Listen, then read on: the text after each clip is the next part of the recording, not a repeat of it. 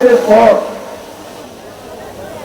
একটা অদৃশ্য শক্তি আমরা দেখি, অদৃশ্য শক্তি, এবং এই অদৃশ্য শক্তি দিনের আলোতে আমাদেরকে হত্যা করতে চায়, দিনের আলোতে আমাদেরকে থামা রাখতে চায়।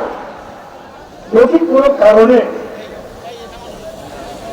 এই অদৃশ্য শক্তির কারণে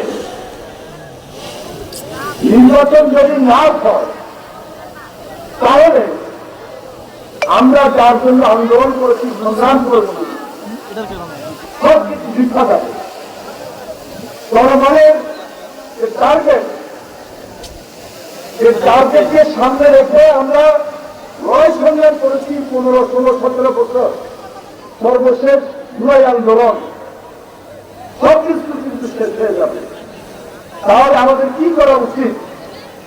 আমি একটা কথাই বলবো, একটা সুদৃঢ় ঐক্য সকল কারো খাবারকে, অদৃশ্য শক্তিকে রুখে দিতে পারে। সেজন্য কিন্তু আমাদের মধ্যে একটা কঠিন ঐক্যের প্রয়োজন।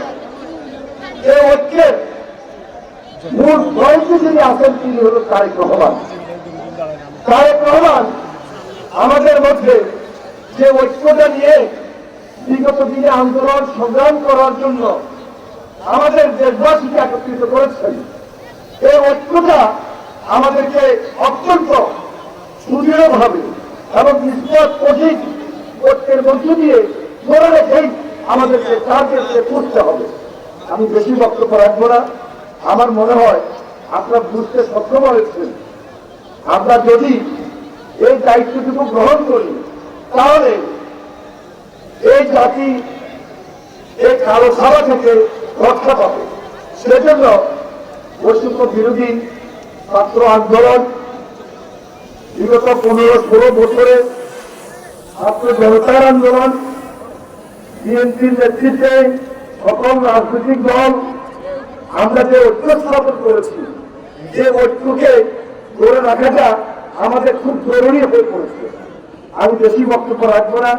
অনেকেই বক্তব্য দিতে পারি নাই, অনেকেই মঞ্চের উঠিয়ে বক্তব্য দিতে পারি নাই, অনেকে মঞ্চে আনতে পারি নাই।